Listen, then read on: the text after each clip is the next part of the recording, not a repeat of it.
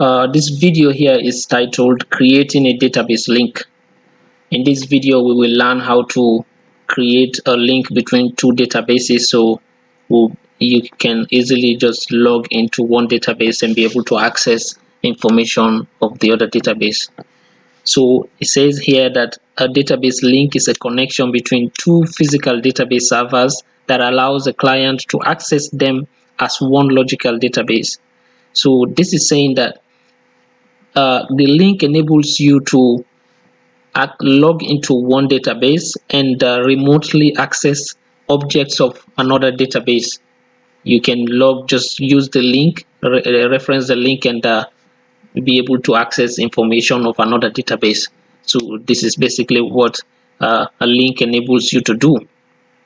So when accessing a remote object over a database link, the local database is acting as an Oracle client. We know, for example, when we use PuTTY to connect to our database, we know PuTTY is the client application.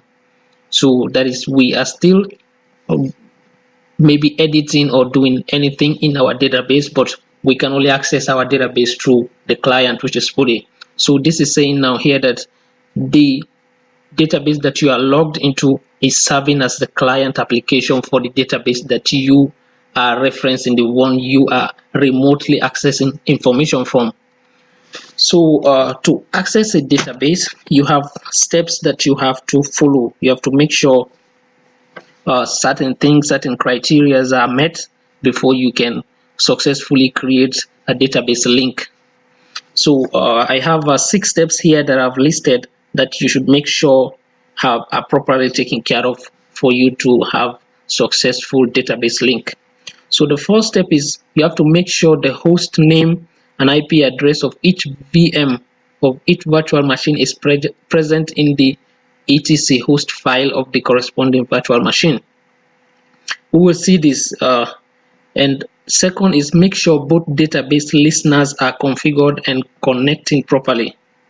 If you've been following my videos, we've installed 2 databases. I've installed 2 databases and I've configured Oracle Listener in both databases now. In our last video, we learned how to configure Oracle Listener. So I've done that for both databases that I have on my machine here. So you should do that also. Use the knowledge you learned from that old video and configure your other database listener. So you'd have 2 databases that have their listeners configured and connecting properly.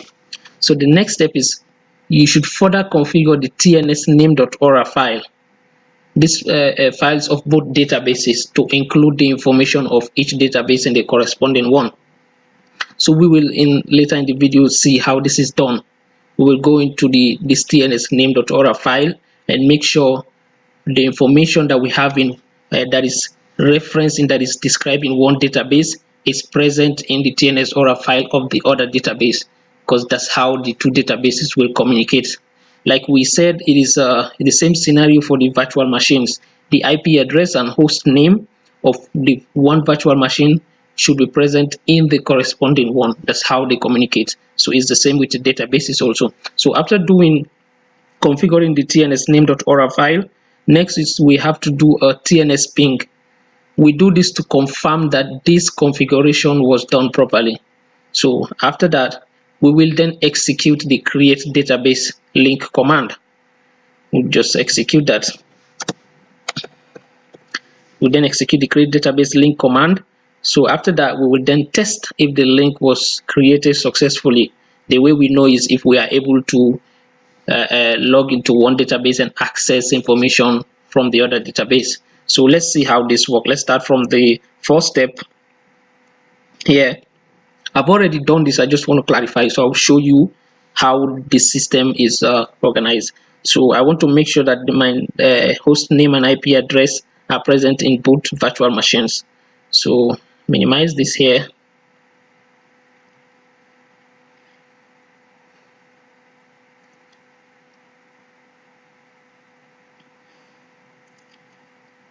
My computer is a little slow. So So we all know how to log into PuTTY already. We know how to connect to our database, how to log into PuTTY. So we've learned that in previous videos. So I have logged into PuTTY for both databases, and I have login as root. So right now I have SU as root. So I just do an ifconfig to locate my IP address.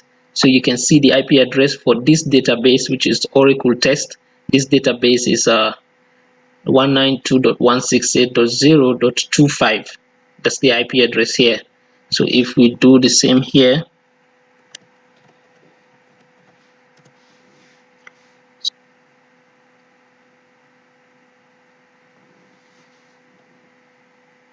okay, so the IP address for this virtual machine here is 192.168.0.31.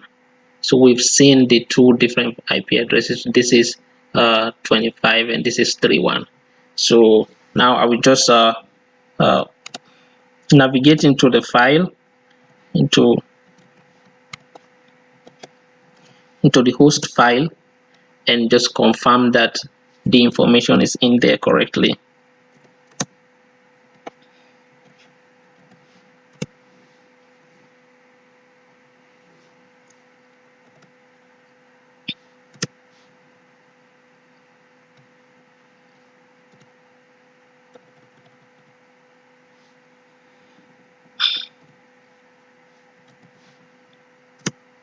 Okay, so you can see here for this one, for the first virtual machine, this information here is the information that belongs to our local our local computer.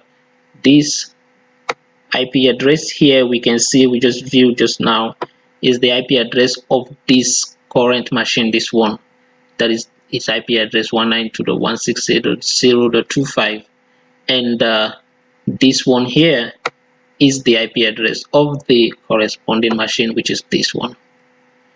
And you can see that the same information is in here. So this is our local computer, and this is the IP address of this current machine, and this is the IP address of this machine. So the information is in both our virtual machines. So that is clear. We've saved that tree. If you don't have that in there, just make sure you go and save that information in both. Just copy it and make sure it is the same.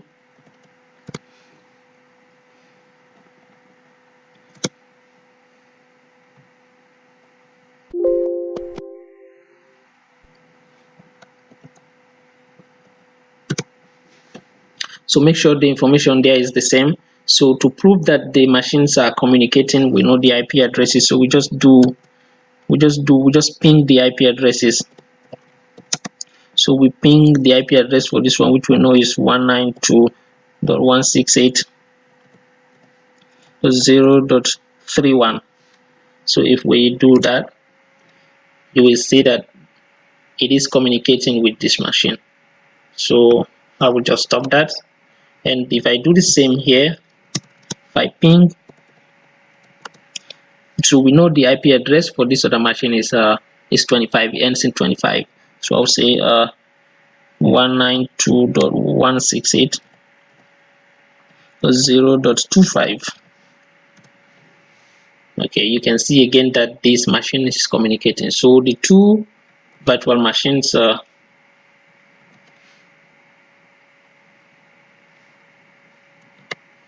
the two machines are communicating, to each other. So let me just clear this here.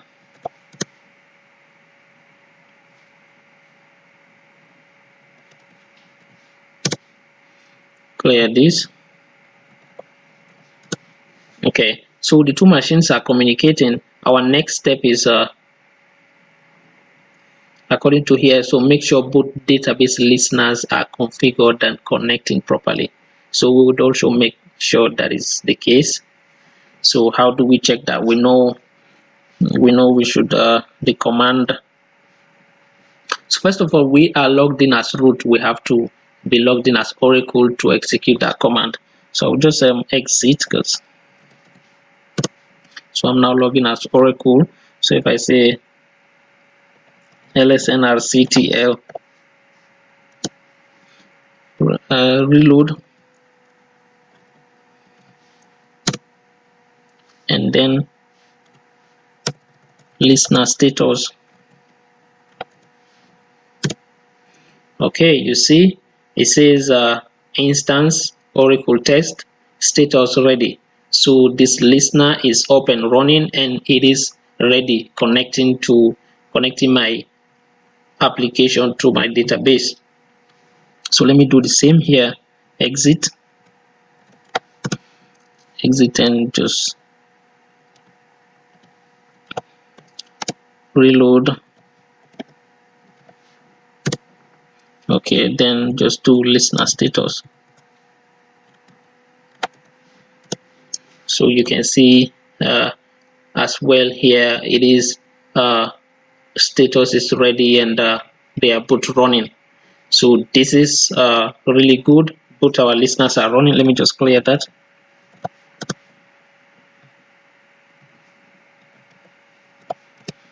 Okay, so the next step we know is so if the listeners are running, we now want to further configure our tns name.aura file. We want to configure this file in both databases. So let's go do that right now. So we know the tns name.aura file is located in the admin directory, and the admin directory is located in Oracle Home Network admin. So and if you could remember, we've already created a shortcut on how to get to that directory.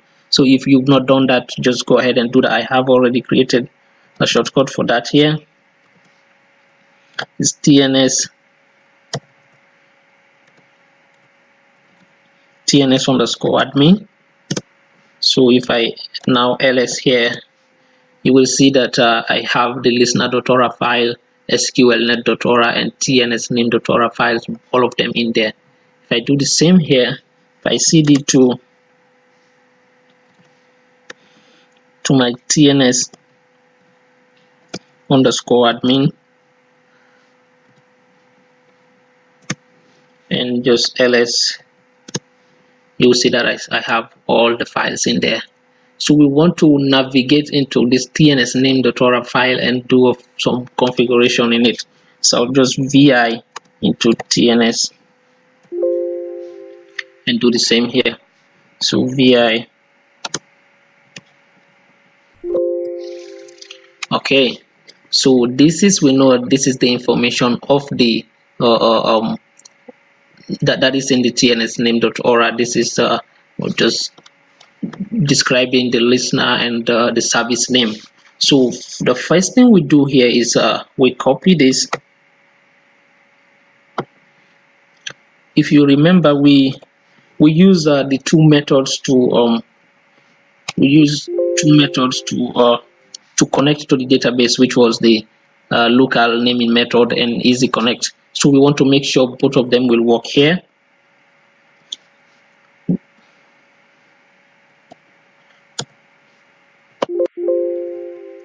So we want to make sure both of them are working here. So I will paste that, the information I copied here.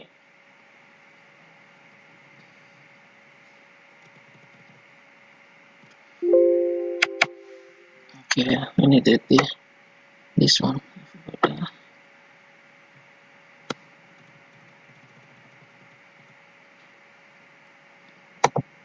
Okay, so we have that, but we want to change this here.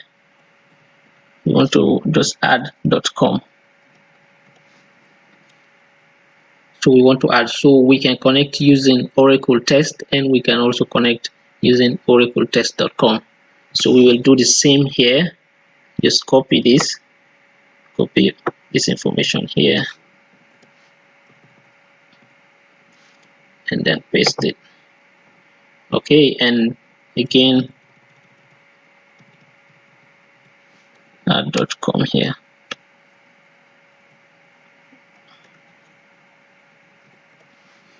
Okay, so let me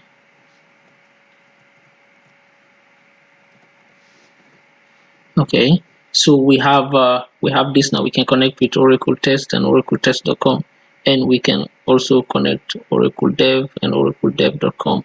So what we want to do now is copy the whole thing now here, the whole of this, copy it and paste it in this machine.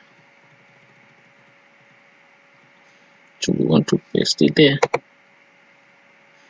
Okay, so meaning we have the information from this machine in this one here. We have the information of this database in this one here. So we will do the same. We will now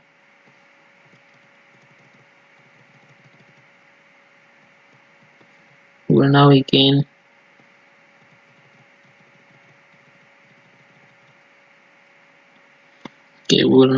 copy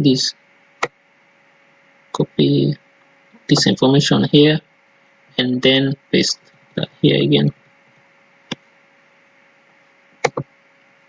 Okay, so if you see, after doing everything, you should have 4 entries. We have an entry for Oracle Test, oracletest.com. We have an entry for Oracle Dev, oracledev.com. So likewise here we have entry for Oracle Dev, oracledev.com, and an entry for Oracle Test and oracletest.com.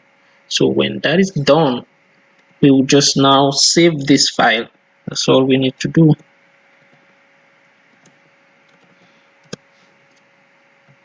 We'll save it here again. Okay, so after configuring the listener.ora file, so what do we do? So now we've configured listener.ora file. Now we do a TNS ping. We want to make sure that these methods we have used to connect, they can connect, so that we want to make sure that they can communicate. The two databases can communicate. So to make sure that they can communicate, we know we used 4 entries, so we should test all the 4 entries here. So we want to do a TNS ping. We want to try Oracle Test first.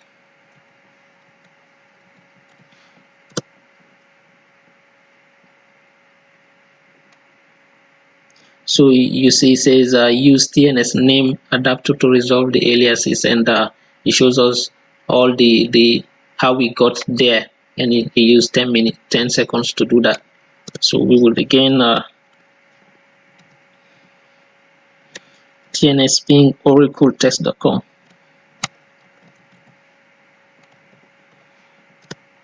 So that again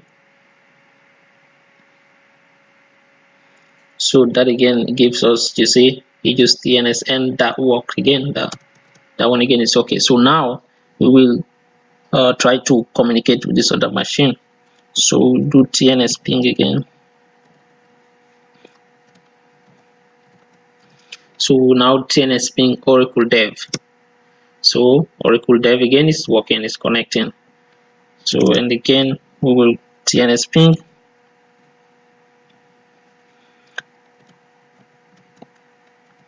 .com. We again TNS ping oracledev.com, and that again is working. So this machine is communicating with this one. We can try the same here again, just to show we know it is accessing its own information. Also, I'll just do TNS ping Oracle Test,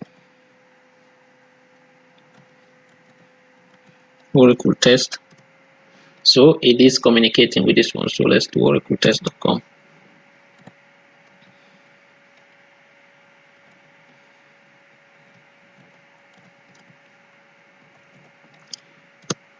And it is that one is working also. So the two machines are communicating, so that is good. So clear that.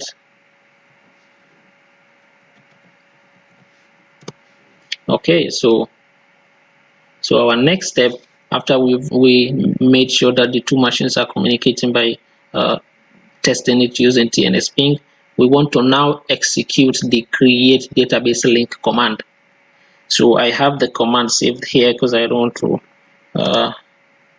mistake in typing it. So this is the command. So that's the command here: create database link, create public database link. That's the name of the link I'm trying to create, remote underscore Oracle Dev. You can give it any name you want here, and I'm connecting to system and identified by the password that you gave to system, and then I'm using oracledev.com. So I'm using the service name. Remember, the service name for Oracle Dev is oracledev.com. So this is the command. So one important thing is this public, this clause public word. You want to include it if you want to give access to all users. If you don't include the public, you will just it is only you that will be able to use that link you created. So this is important. Remember, if you want to give access, you want the link to be available to all users, you should use public. So I will just copy this.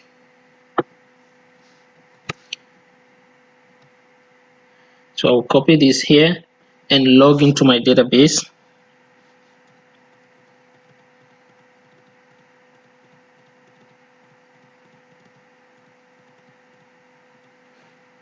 And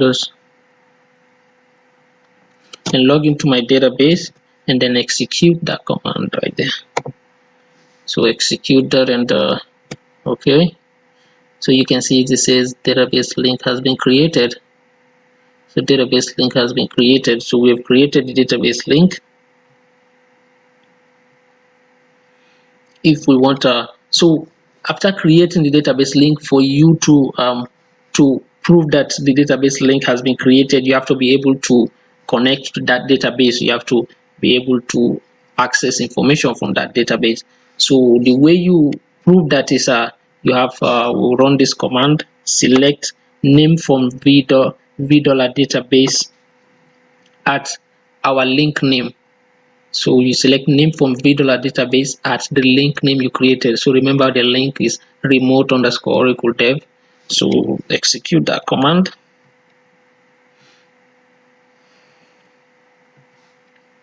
So if I execute this command, you see it gave us the seed, the system identifier of the Oracle Dev. It gave us system identifier of Oracle Dev. So that's because, so meaning we are now, we will be able to log into this database and access objects from this database. So this shows that the link was created properly and it can be used to log in. But one important thing again to know is a link is a one-way. It's like, it's not a two-way thing, it's a one path. So if I create a link from this database to this other one, the link can only work in the way, since I created the link while I was logged in this database, I can only execute that link from here. I can only do, I cannot, like now, if you have this link, you cannot come in here and still run this command in the opposite way to say, okay, because I will be here and access this database, so I should be on this database again and be able to access this. No. So if you want to log into this database and be able to access this other database, you should create a link from this one to this one again. So it's a one-way traffic. That's what I mean here. It's a one-way traffic. So if you create a link and you don't want to if you've created a link and you want to maybe drop that link, you know, okay, you just want to, we have commands for that again. So let me just show here what I'm saying, that if I copy this command here, okay, and just try to execute it here. Let me just log into my database here again. Okay, log in here, and I will, so by right I should just say, if I want it, if by right it is working, I should just say Oracle test, meaning I'm referencing this database, but that's not how it works.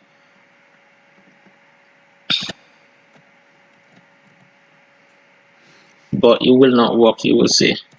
So you see it says connection description for remote database, though, I mean, not found, because I only created this that link here. So if I create another link also now. So I'll just create another link in that database also. So let me create a link here.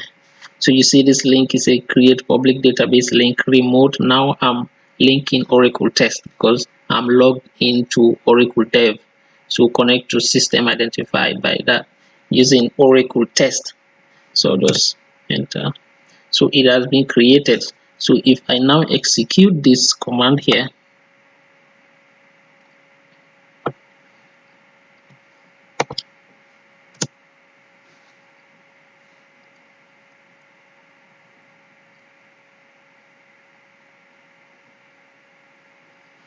it's a little slow, but it should come work. It should work. It should give us here when we executed it. It gave us the SID of this database. So you should do the same here. This one should give us the SID of this database. So if I wanted the SID of this database I'm logged in, I should just say cut it short here.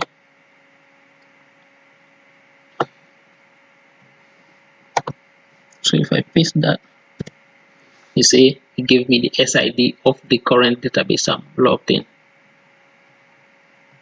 Okay, I don't know why this is taking longer.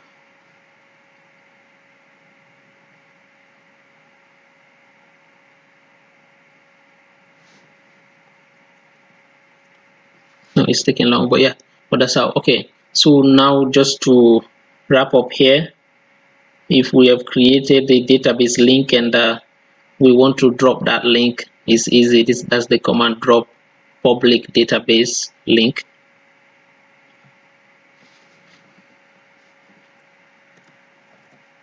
We want to have link there, drop public database link and the name of the link. So let's say I wanted to drop ORCL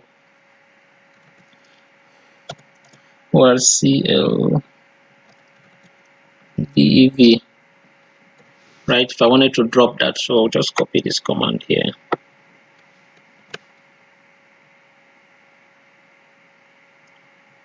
So copy this command here and so execute that.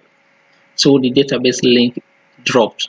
So if I now execute this command again, it will tell me that the link is not found.